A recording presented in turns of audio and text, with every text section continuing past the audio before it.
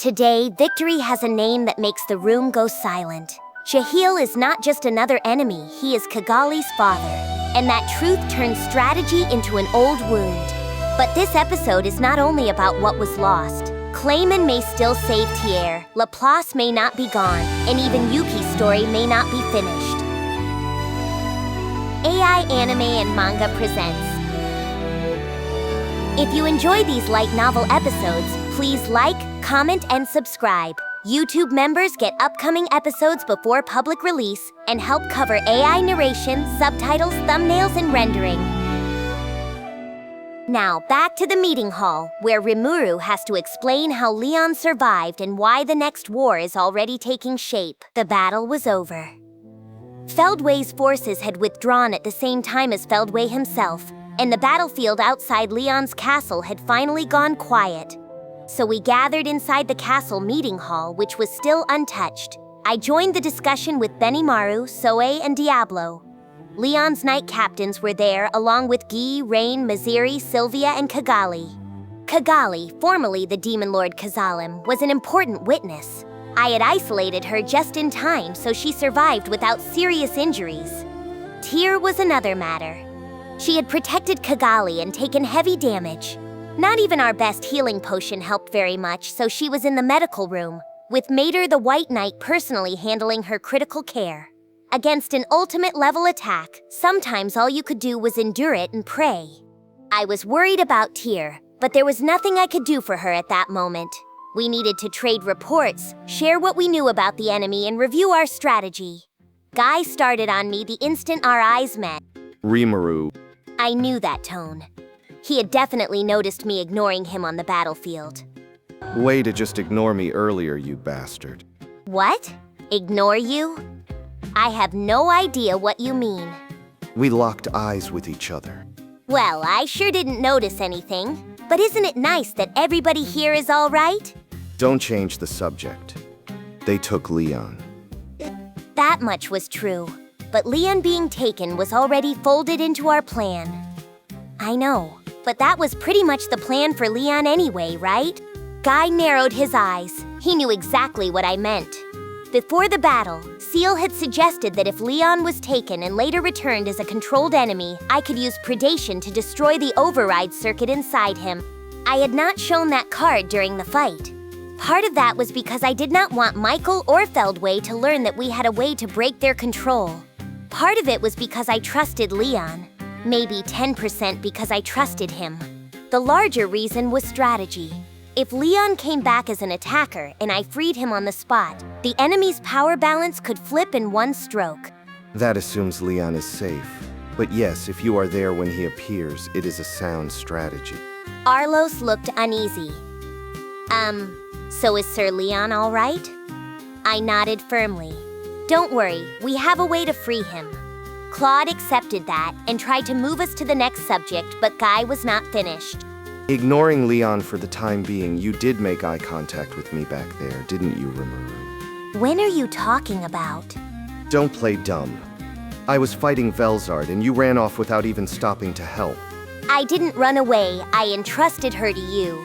If you had come to my rescue early on, I wouldn't have needed to go through anywhere near as much trouble.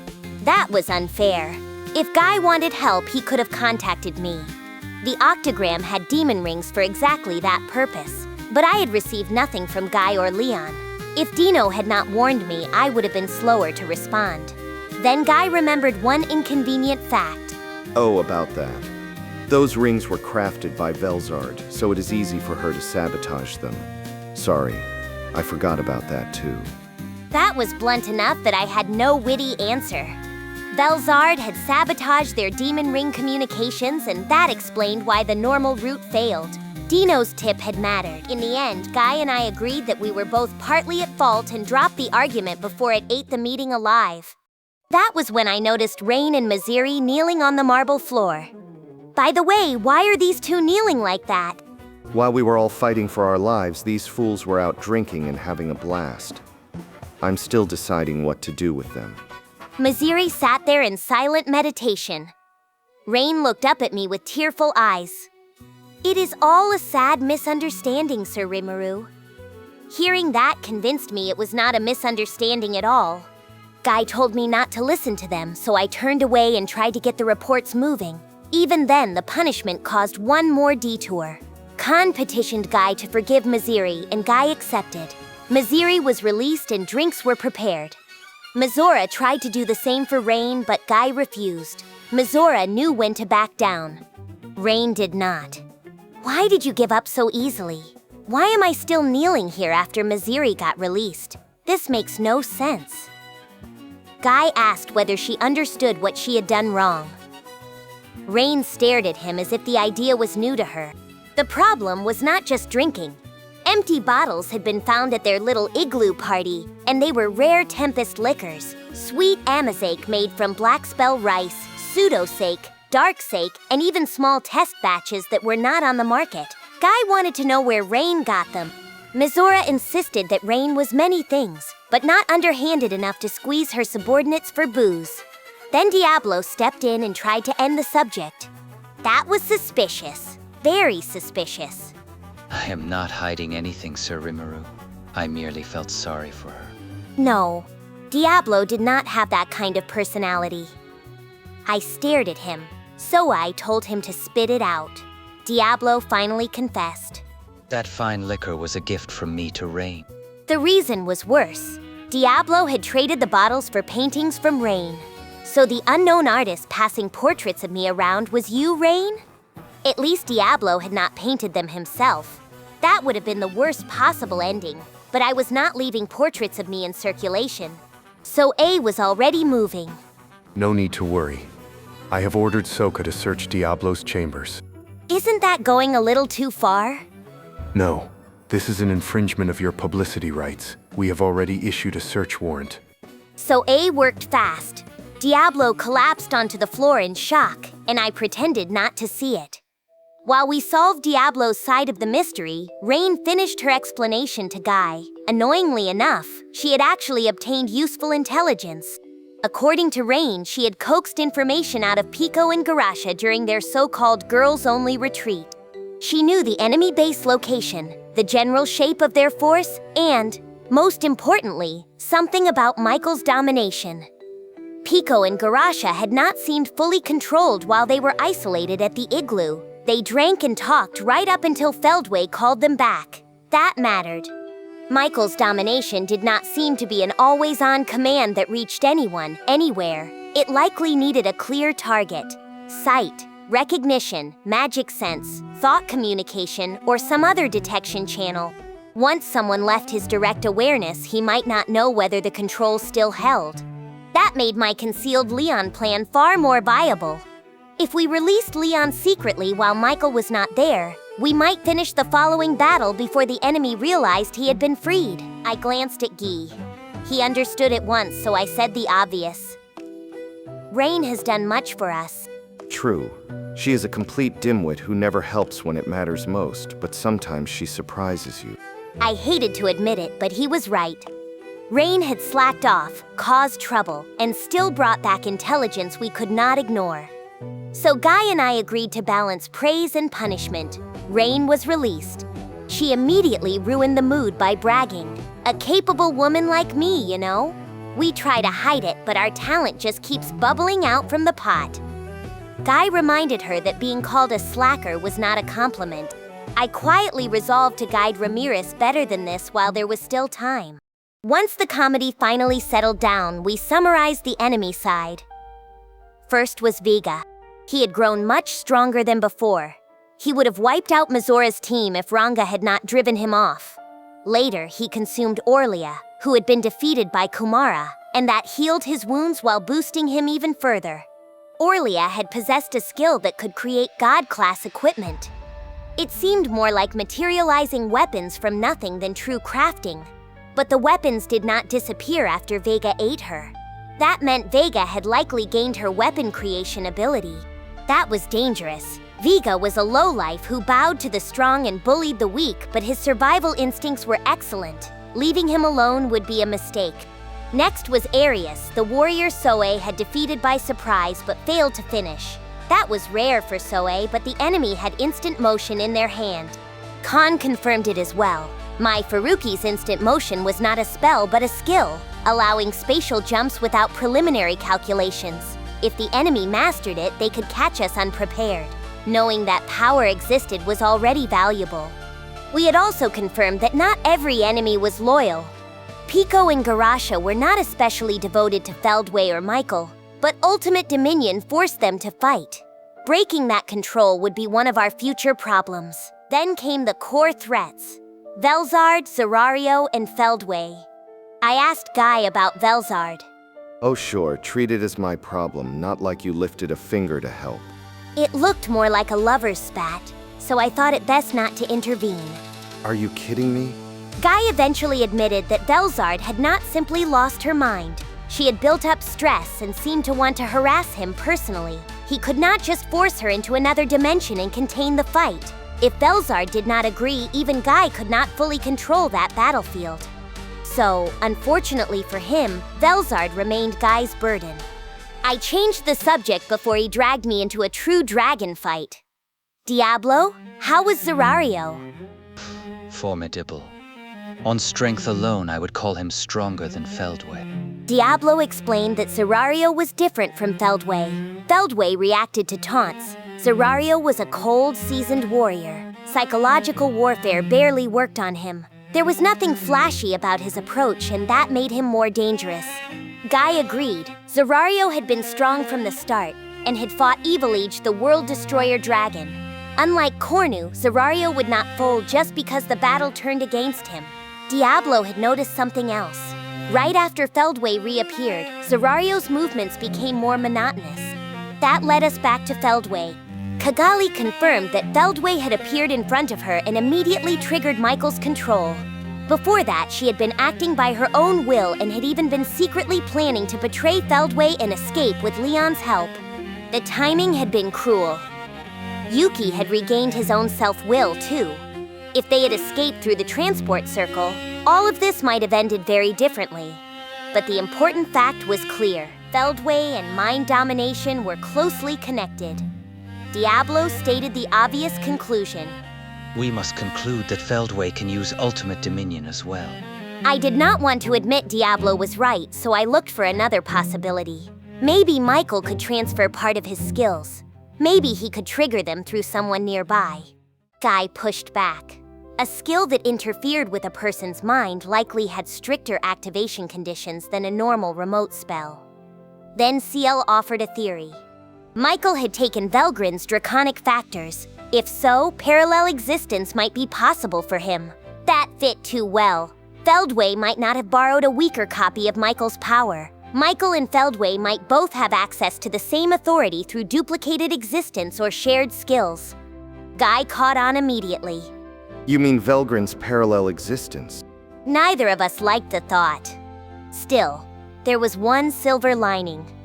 Michael's domination did not strike everyone at once. Zerario, Leon, Kagali, Pico, and Garasha were affected at different times and under different conditions. The igloo isolation gave us valuable evidence that target recognition or a usable connection mattered. I explained the theory to Sylvia and Leon's knight captains, since they were not following the ultimate skill logic. Feldway likely had castle guard and domination type authority. Only ultimate skill owners could realistically oppose him or Michael directly, but it was not all bad news. Velgrind had told me Castle Guard was powered by the loyalty of those devoted to the user. When Rudra used it, innocent Imperial subjects were part of that loyalty base, and that made the moral cost unbearable. Feldway was different. His protection was probably fueled by mystics who willingly served him and invaded our world. Fighting them was not the same as killing innocent civilians to break a shield. Guy rolled his eyes. You're still being that naive, huh? If you keep overthinking everything, you are the one who will die. I took it as friendly advice, in Guy's own way. With the core enemies covered, only Jahil remained.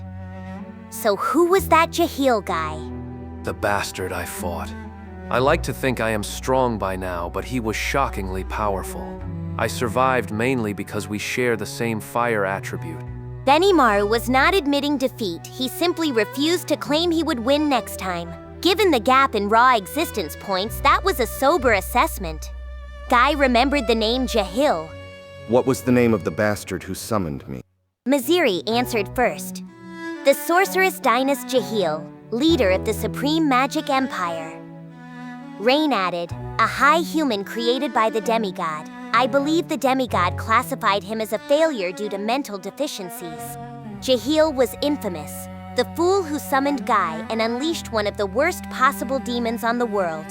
Then Kagali said something that made the room go still. Kagali went pale. It couldn't be that Jahil was definitely my father. The evidence from Footman's possession already pointed that way, but Sylvia was not convinced. Sylvia hesitated. No, that does not make sense. He saw me as his colleague. He was the first high disciple of the demigod. I was the third. Luminous was the second. Jahil had been at the top of the high human race. Sylvia was likely connected to the origin of high elves, and Luminous to the vampires. These were living witnesses to history, so they were not easy to dismiss. Kagali insisted her father had been a high elf. Then the answer landed. Jahil had taken him over. Kagali reached it with us. He was taken over. I finished the thought aloud. By Jahil, right? He was a bastard that way. No wonder Raine and Mizeri couldn't get rid of him. Kagali leaned back in her chair. So my father is... No one knew what to say. We left her alone for the moment. That night, Guy and I moved to another room for drinks. The sake came from my stomach storage because Guy wanted to sample the bottles Raine's group had enjoyed. I gave in and made him owe me a favor. Raine, Mizeri, Diablo, Benimaru, and Sylvia joined us. The topic shifted to Leon's domain. The town itself had avoided total destruction, but Leon's castle was badly damaged, and many people had lost homes. The knight captains wanted to stay local and rebuild. That made sense emotionally, but the strategic problem was ugly. If the aggressors attacked El Dorado again, the local forces could not stop them. Evacuation was not realistic either. Leon's domain held just under 20 million people. Feeding that many evacuees even for a short time would be hard. Keeping them sheltered indefinitely away from work and home would be impossible. Sylvia said Thalion could not simply take them all in. So I asked Guy whether he planned to stay. I don't mind if I do. I was stunned. Guy Crimson, the cruel Lord of Darkness, had just made the most sensible decision in the room. Sylvia was just as surprised. Here is Rouge, the cruel, cold-hearted despot. And it turns out he is one of the most sensible demons out there. Are you trying to pick a fight with me? No. We're relying on you here. Guy glared at us, but that settled it. El Dorado would have Guy as protection. Then Kagali came in. I asked, feeling better? Kagali answered with a controlled smile. Yes. It was so long ago that I don't remember all the details anyway.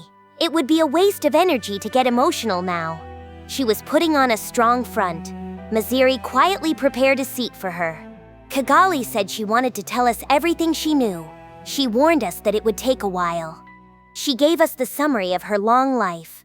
Born a princess, tied to a great nation, burdened by guilt toward Milim, awe toward Gawai, resentment toward Leon, and the path that eventually led to Clayman and the moderate jesters. Listening to her made me almost feel guilty for killing Clayman. The Clayman in Kagali's memory had been kind and attentive, loved by his companions. He only truly broke after becoming a demon lord and being used by Lieutenant Kondo. From my perspective, Clayman had been evil and dangerous, and eliminating him had been necessary. But now I knew there had been another side to him. About Clayman. Kagali stopped me before I could apologize. No need to apologize. I devised the plan. You were simply better at executing yours, Sir Rimuru. This world is survival of the fittest. No mercy is owed to the vanquished. She was right, but I still decided to tell her something.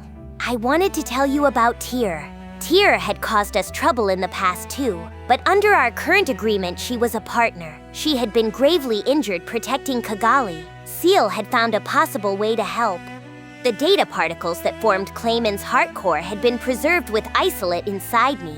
They could be gathered and used to replace Teare's missing parts.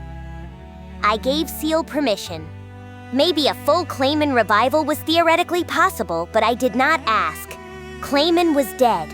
I wanted what remained of him to help Teare and to return to his friends in that form. I told Kagali. Kagali smiled sadly. Oh, I see. So he will be with Teare. Thank you for that. I was glad she approved.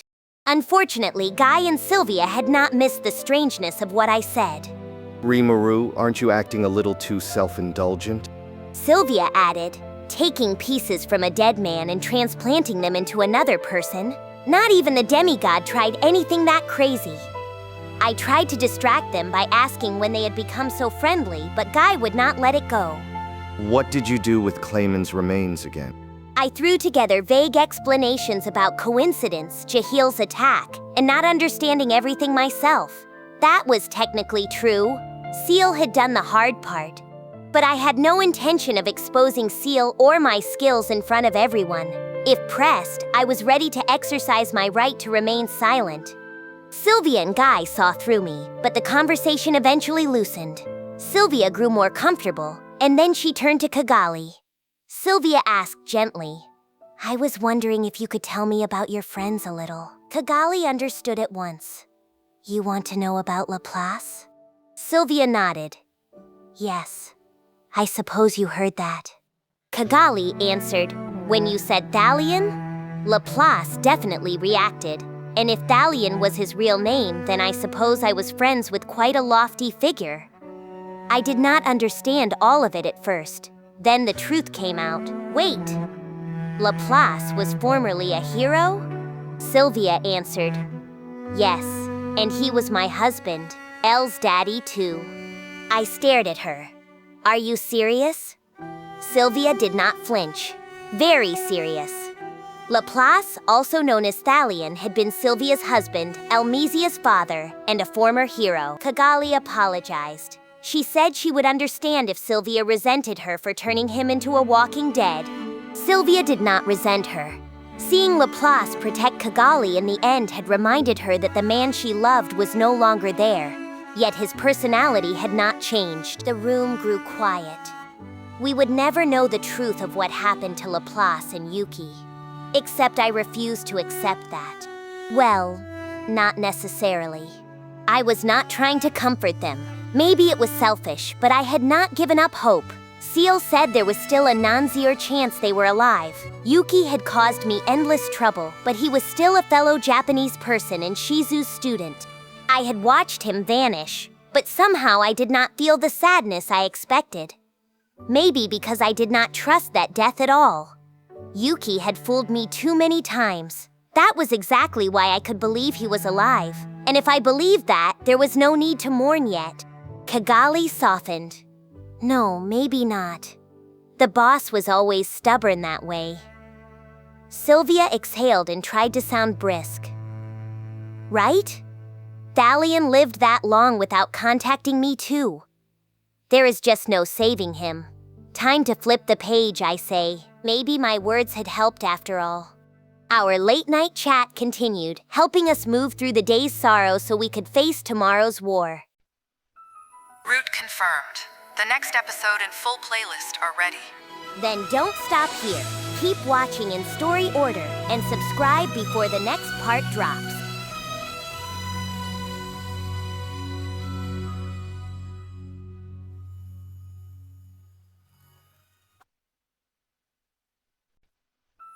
Route confirmed.